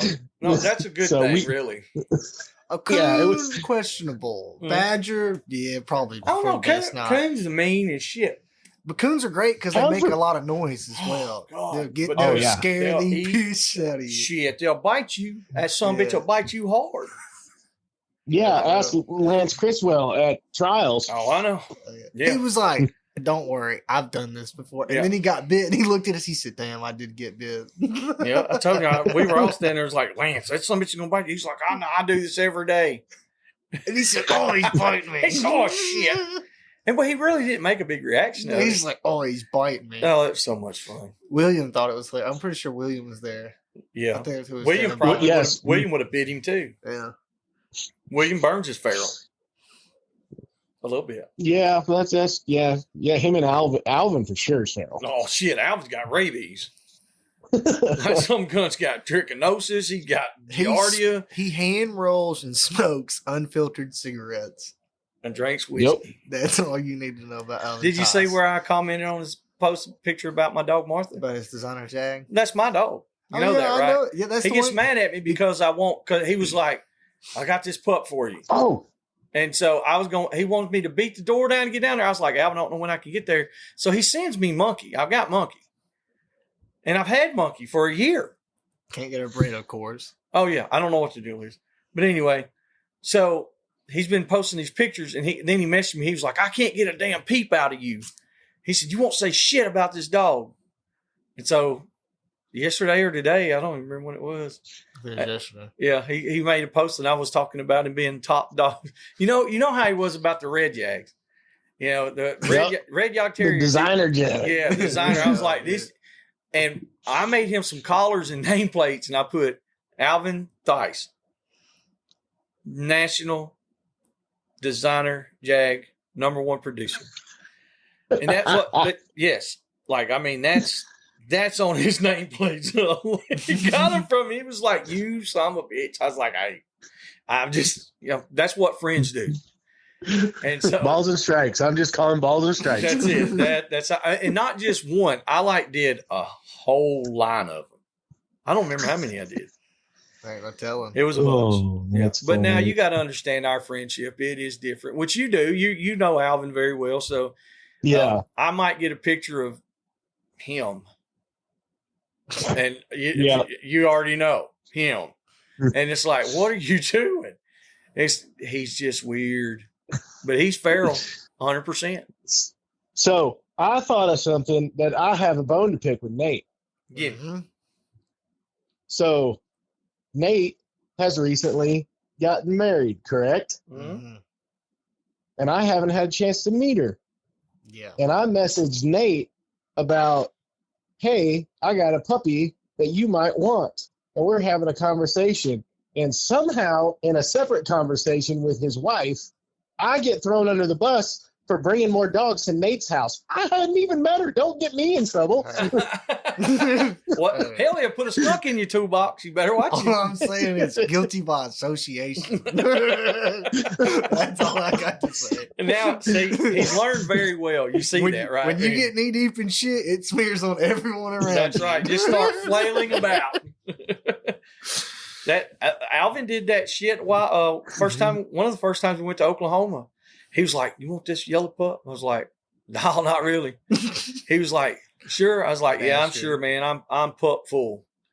And I get in the truck and I crank the truck up, and he had went over there and told my youngest son, "Hey, your dad wants this pup. Go get it. Put it in the truck." And he's like, "Okay." and nobody says shit to me. Alvin's already gone, and I'm in the truck, and I'm like, well, whose dog is this? It's like, that's the one you wanted. My son is. I'm like, I didn't want no damn dog. He said, well, that guy that was drinking whiskey all night came over here. So I said, oh my God. And also, not just that, we were in the bay off. We were in the bay off. We were. All right, listen, with 2 Yog Terriers, 2 Yaks, and we're going against the pro dogs. They're up there just hammering. Oscar's leaned over, and Oscar's just touching this pig every time he barks. He wants to bite it. He wants to. And Alvin's like, he looked at me, and literally the clock is down to 20 seconds. I said, damn, boys, we actually got a good bay here. 4 minutes. He looks at me, he said, damn. Oh, he said, we can't go out like this. Oscar, I said, I said, Alvin, I said, you son bitch, you better not. He said, catch him, Oscar, catch him. Catch him, Oscar, catch him. Oscar grabbed him. I said, you better not. Clock's down to 7 seconds. He said, get him, son, get him. And that son of a bitch nailed him. And then Alvin's dog nailed him, and there it went. I said, oh my, hey, 7 seconds. Monica's standing there. She looked at me. She said, I would kill him. I said, oh, I want to. Alvin looked at me. He's like, what do you think about that? Yeah, he laughed. He was like, see, we ain't no punks. He said, we don't have no damn dogs. Was that in Oklahoma? Yeah, or that was in Oklahoma. Yes. Okay. I was like, you dirty dog, you. But in all honesty, I can appreciate that kind of shit. I do. But it was funny. Oscar was up there. Oscar was literally just zoned in. Oh, yeah. But you could tell he was pissed. He's getting old, and he's one of those just getting more ornery every minute, like you were talking about with Hilda, you know. And when the first time Alvin said it, you could see Oscar move up another inch. I was like, oh no. Oh, yeah. And then when he said, get him, boy, get him, he kept on, he sicked him on him. I was like, oh, my God. And, of course, it was a damn shit show then. Yep. And Alvin just walked off. Yeah. He didn't even go in there and get his dog, I don't think. I think we got him. I'm not sure. What a goober head. Alvin, thanks you. I know you're listening. I know you you're didn't listening. say his last name right. I'm going to call him Alvin Thiessen. Alvin Thies. Yeah, he hates it. Oh, yeah. Oh, yeah, absolutely. Or spell it Thie instead of Thei. That's the way I spelled it on his nameplates at one time. He said, I don't give a fuck what your teacher said. I was like, do what? He said, I does not come for you every time. I was like, oh, sorry. My bad. I was like, I just assumed. He's like, rules like that don't apply to me. That shit, he is. Like, that's how he started the conversation. Yeah. When I wrote his name down, he's like, I don't give a fuck what your teacher said. I was confused. Yeah, it's definitely. He's my hero. One of them. So how is it when you go hunt with him? I've never got to hunt with him. Is he calm? It's about the same. No, it's about the same. Jacob said no. I'm not sure the statute of limitations has completely run out on the night that me and Will and Alvin and Marc and Will's son Alex were hunting. Oh shit! Yeah, I bet that was something. Yeah. Well, that crew right there. Yeah, but he will. So, but he'll run a dog. That's for damn sure. Yeah, he will. Yeah, him and the Petersheims. If you want to see if a dog's naturally lucky, send him to them. They're either going to get killed or they're going to be a dog. Well, natural selection has been very important in getting hunting dogs. Mm-hmm. This is true. It was our main form of culling besides eating them. Native Americans. That's one thing that I've really been looking into is more of the ancient dog breeds, and I never realized how okay the natives were with eating them. Just knock them in the head and put them over a campfire. Yeah, I can't. Like even puppies, like they used them as a food source. Chicken nuggets. Like if they had a special guest over in their teepee, they might just cook you up a little puppy. All right. Yeah, that's pretty weird. Yeah, a little bit. But it was acceptable back then. Yeah. We just made it unacceptable. Well, I mean, that's why a lot of the northern Native American dogs have like the bigger, bushier coat is because if they didn't tree or didn't hunt, they killed them and ate them and then made clothes out of them. Hey, get all around versatility. Yeah. Yeah, that's another kind of versatile right there. Yeah. That's a personal breeding. Is that dog a tree dog? No, he's a mighty fine pair of slippers, Yeah, though. that's a slipper. You should see the hood I made with his daddy. Yeah. Great jacket dog. Yeah. That's something right there. That's pretty freaking wild. Yeah, just to think about how much it's changed. Oh, it's changed so much because like used to, people weren't going to feed a dog if it didn't have a purpose. Mm-hmm. The pet scene wasn't huge. You would have a dog could be a pet, but it was a working dog. Yeah. Yeah. And I'm sure there's a lot of people out there now that, of course, times have changed a lot, but there's still a few people that hold that true. I've got some dogs that we feed them because I've had them forever, and they did their job. They're kind of retired now, and so it's like, okay, no big deal. But years ago, if that dog wasn't working, he wasn't going to stay there. Oh yeah, I was watching this one meat eater podcast. I can't remember the professor's name on there, but she's like a dire wolf and ancient dog expert. Oh yeah, I know you're about. And she was talking about like some of the dog burials at like all these different villages in the Middle East from like 3,000, 5,000 years plus ago.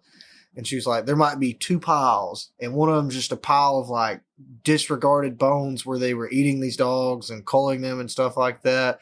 She's like, and then there's this whole cemetery that's only dogs, and all of them have their own casket. It's a good dog. Yes, exactly. And it's like, so some of them were like the most revered animals to walk the earth, and the other ones were like, yeah, I'll eat you and wear you. And it's like, but same species. Could have even been the same litter. Mm-hmm. Some made it, some didn't. Very odd. So do you know any kind of weird shit like that, Jacob? Any kind of fun fact? I mean, I'm sure I do, but that was an impressive random facts. Nate may have just made my list of if you're on Whose Line It Is Anyway and you need to phone a friend. Yeah, because that's weird. Yeah. Because like he was talking about like with Native Americans. Not Whose Line Is It Anyway? What is it? Who wants Cash to What's be the a millionaire? millionaire? Yeah. Yeah, that's what it is. Yeah. I was thinking Cash Cab. What Cash Cab tell you? I love Cash Cab. Well, I was looking at some stuff on some Native Americans, and of course, I come from a long, long lineage. Even though I am Mr. Paleface himself and redheaded. Fun fact: there were some redheaded Indians that lived up there in the mountains that used to eat people. Oh yeah. Yes, redheaded Native You sure Americans. that wasn't just your grandparents? And that's what it is. See, that's where I'm a descendant from. I have went looking at The some of mountain this. trolls. Listen, no, for real. I've been reading this shit. I don't know why it popped up, but everybody in my family was always concerned because I was light skinned and redheaded, and everybody else had dark skin, dark eyes, dark hair. But I was just a little different. And my grandmothers, all her people, they would tell them, they was like, well, he's a special kind of Indian. So I'm thinking that might be what they were talking about. Now I'm freaking nervous. It had nothing to do with your learning. It had nothing to do with your learning disability, but No, nothing to do with that. It was, I think it was because they were scared. They were like, that's something wrong with that boy. But they didn't say it like that, And I'm not, hey, listen. I know there's people out there in the world right now that would never believe that I have 1/32 of Native American blood pumping through my veins, but that is not true. You look at all my little offsprings around here, and they're pretty dark. They got some dark hair and dark eyes. Putting skunks in people's trucks, doing weird shit. yeah. He could definitely be a little native. Come home this morning. I come outside. He's out here skinning squirrels. I don't. It's always something. He's picking berries. He's doing what natives would do. And I'm not being funny about it. I'm being telling the truth now. But there's not a lot of people that do that anymore. I only killed 2 squirrels yesterday. I gotta have 3 for a stew. Yes. And plus, I gotta train the squirrel dog, Fred. Yeah. Or we got Fred. whatever he's gonna be. I don't know if he's gonna hunt coon, squirrel, or hog, but I'll let him tell me Yeah. that, but So I think he likes a squirrel. He acts like he does sometimes, but he's still He's such crazy. he's such a puppy. he is. He He's has got the what, puppy. 9 months old.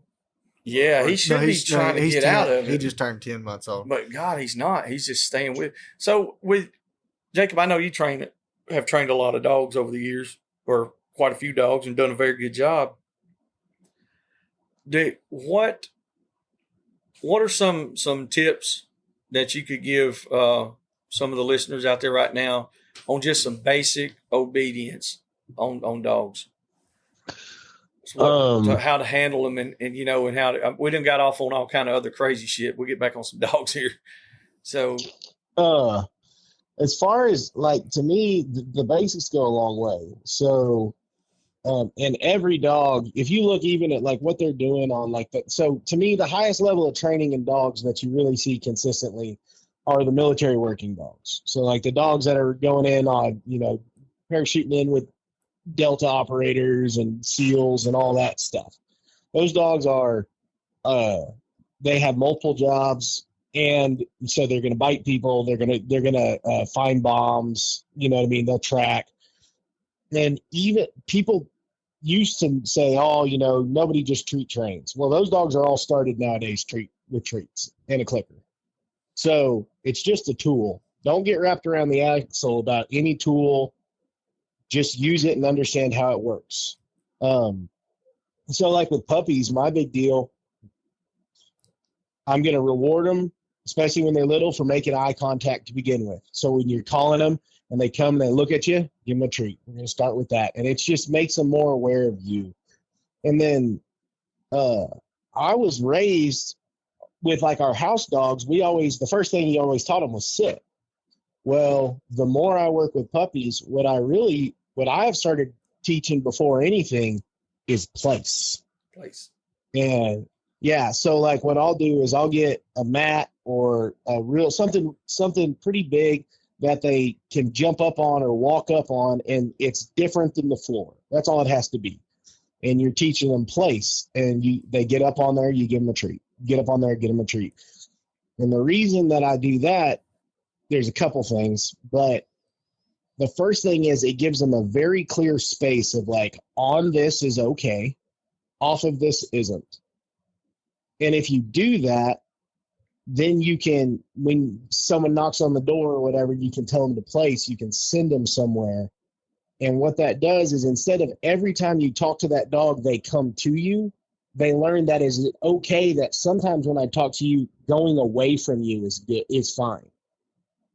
Okay. And so you start teaching that place, and then place also turns into place and stay, because that you've got that real clear place that, hey, I got to be on this thing. As long as I'm up here, I'm fine.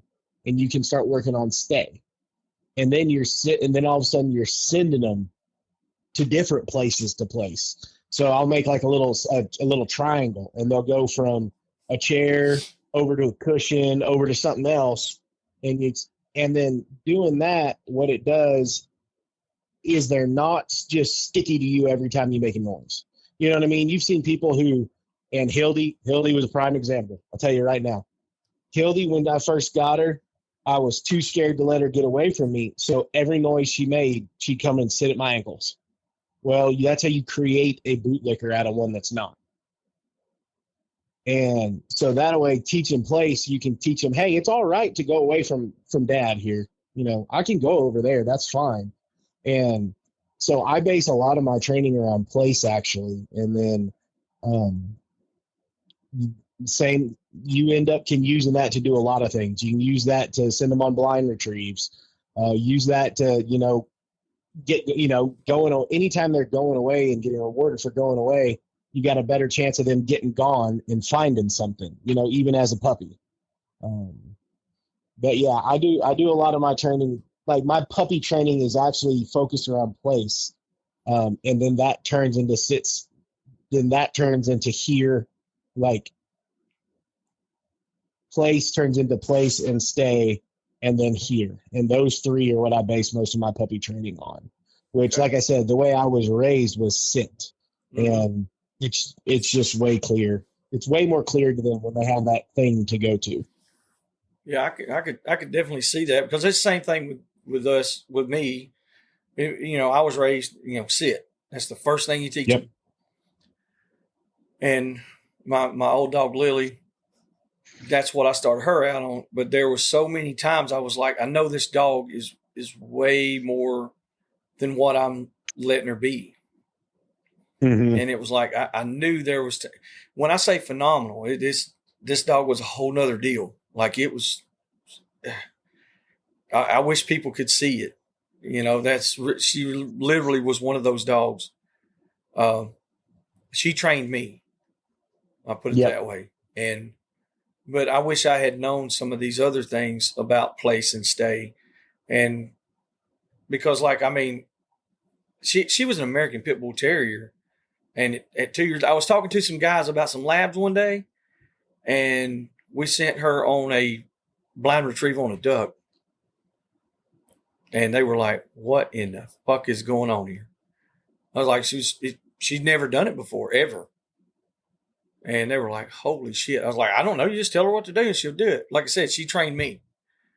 And so I wish I had known you, 25 years ago or 30 years ago or 20 years ago, whatever it was, 20, and to get a broader look on these things.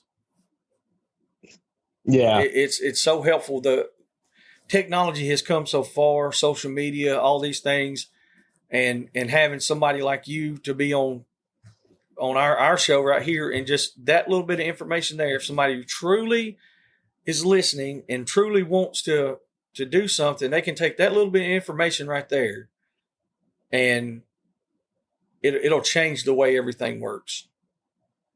It really would. I will, and I'm gonna do that. I want to document it. As a matter of fact, from the way I've trained for 30 plus years, so I'm going to start with the place and stay. I'm going to do that on these next ones. Because we have. I'll send you a video of Blue at like 10 weeks old doing it. Sweet.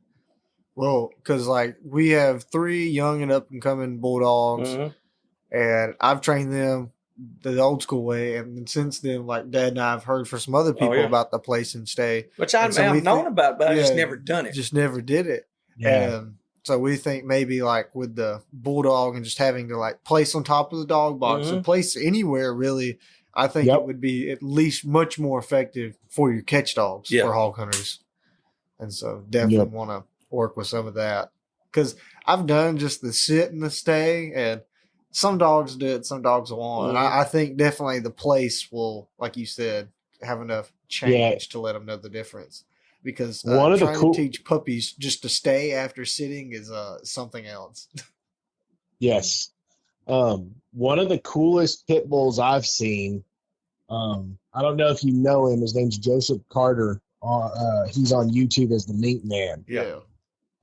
His pit that Bendy. I don't know. So I know Joseph a little bit, and Bendy can do some stuff, like all sorts of stuff. Oh yeah. I told we need to breed. I keep trying to talk him into letting me breed Blue to her, but it can make for some wild stuff, because I've done a cross similar to that. I bred some Patterdales to my old dog Lily, which was a little game dog. They turned out to be insane. Dog aggressive.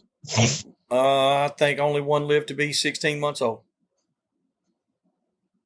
They were, when I say 6 and 7 months old, 8 months old, they would shit wreck anything that's in it. Didn't make a damn at all. Something is getting it. Yeah. I don't care what it was. Yeah, they were bad. Now, when we crossed the York Terrier to a game dog, didn't have near the aggression. But with the Patterdale, but it could have been just the Patterdale that I used, because he was an aggressive little shit too. Yeah. Jigs, that little dog Jigs I had for, actually, I don't know how many years, but I think we just had to put him down this year. Yeah. First part of this year, he then got blind, and he was extremely old. Very, very old. But yeah, those dogs like that, you can, you can do a lot of things with them. The little pit bulls. I don't know, man. They seem like they're really, really, their intelligence level is there as a whole. And a lot of the game dog stuff, they get a bad rap. I feel, for sure. Without a doubt. Cause I mean, we've got game dogs and we've had them for years, or, they're out of an old lineage. We've never had any issues with them. They've never had any attacks on us or bit or none of that. Knock on wood, it could happen at any time, but I'm sure, when you hear how bad they are, I guess out of 40 something years, hadn't had it yet. So, but I would like to have, I'd like to have one out of some of the stock that we have and send it to you and let you train it.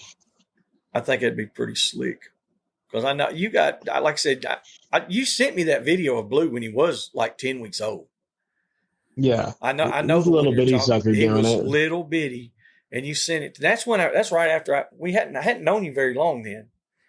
Yeah. Because I might have known you a couple of years, but it was because it was trials. We just known each other at trials. We haven't really talked much. Yeah.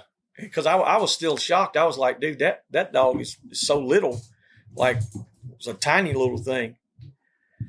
Yep. But I'm gonna try to start some of that stuff on this. I got a couple of new litters. See how they do with it.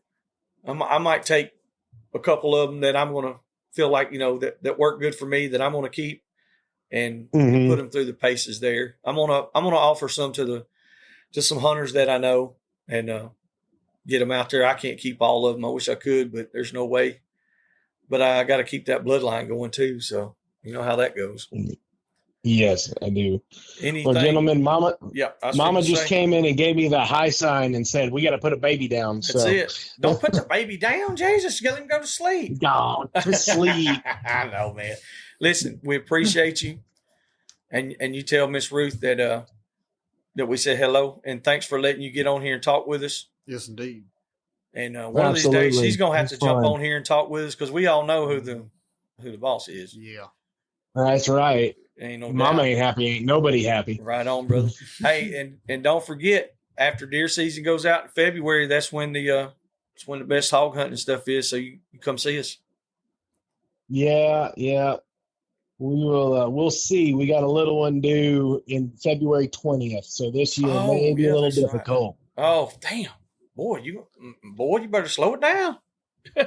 I mean, I'm planning for this to be it. So it ain't slowing down. It's it stopping. Well, congratulations on that one. So yes, indeed. Well, brother, if you need us, holler at us. Yes. And thanks for your time, and we appreciate you. Absolutely. It's good talking to y'all. We'll holler at you later. All right, buddy. See you. Bye. All right, that was Mr. Jacob Zachary out there in Texas. But what he was talking about with that little pup Blue, he sent me that video right after he done that. Or I think it was what had happened was I'd seen Blue at the Kentucky trials and was like Blue, that little dog placed very high. I think he won 3 or 4 different events, won all the puppy stuff pretty much. And I was just really impressed with him. And he sent me that video, and that dog looked like he was a little bitty tiny puppy. But man, he would just place, sit, come here. He'd do whatever you told him to do. Hildy is freaking, I'm talking about like the retrieving stuff. Mm-hmm. Whew, that changes my mind on dogs there because it's like that's what I like to see with the York Terriers and the versatility of it. So, but not only with just the little York Terriers, he's got some other dogs too. He's got some bigger dogs. I think he could train anything. Seriously. Yeah. I'm going to try to con him into taking one or something just to see, hey, and let him have free reign and say, here, show me. Give us a pup off that Ursula. Oh, I know. Yeah. The last one I got from him was probably the best I've ever seen. I'm hoping it's going to be a female. Well, you remember that little dock pup? Yeah. Hadn't been on nothing. We blood trailed him 3 times. I sent him on 3 tracks. He found all 3 tracks. Yes. We carried him out there to Tyler, Texas. He won the puppy bay, and we wound up flipping and got second place in the 2-dog. Mm-hmm. And he had never bayed a hog. Never bayed a hog. I didn't put him on pigs at all. Mm-mm. And he was a little machine. And he left the earth a little too early, way too early. Yeah. And that was the last puppy that I personally have had. Yeah. It's mine. But man, he's got some really good stuff. So here's my end scheme with it. If we manage to get a female, and if you don't care, so Eminem's a male dog, and if we have another male in the house, he's gonna piss all over everything, Marc and everything. So I have a scheme: if we get a female jag, maybe it being the house dog, just so that way I can constantly be working with it and teaching it something. Ain't got nothing to do with me. That's in your house. Oh yeah, mine. I understand. So I don't know. I got Charlie. Waffle. Chuck's all you need. Chuck's in the house. Dad sent me some photos of this dog box the other day to post on Facebook, and what was snuck in it was an accidental photo of Charlie where Dad I accidentally sent it. It was definitely on purpose photo. Yes. Dad had Charlie like in his hand, which is like a little 3-pound rat looking dog, and he had his hair spiked up. He's a fucking man. Yes, sorry, didn't mean to disrespect it. No, but it was like It was like 5 pictures of a dog box, and in the middle was this one picture of Charlie. He looked like a gremlin. He did. It was funny. I was like scrolling through there. I was like, "What?" Yeah, dirty ass Chuck. Yeah, his name is Charlie. But when you're mad at him, you got to call him Charles. And then when it's just me and him hanging, he's Chuck. You know what I'm saying? That's how we roll. He's a cool little dog. He's a bad dude. He's a bad little dude. All right, y'all. That's another one in the books for us. Thank you so much. We appreciate it. Thank you for your support. And for all our listeners that are customers as well, if you've ordered something or if you need something, we're just about back at full operating deal. Within a week or so, we'll be back full-fledged. So if you need something, you can call us or contact us, whatever. If you got to order something, just hit me or Nate up and let us know what you need, and we'll fix you up. Also, if you need to get in contact with me, text me is the best thing to do, because I'm inside these buildings with generators running, all kind of tools and stuff going. I can't hear my phone, which I'm notorious for not answering the damn phone. I know everybody already tells me anyway. I'm tired of hearing it. Just text me, and I'll text you back. So one more time, we appreciate you. And until the next one, we gone. Thank you. Hope y'all enjoyed that episode. Stay tuned for our new episodes every Monday and Wednesday. For questions, advertising, or just to chat, email DixieDoggers01@gmail.com.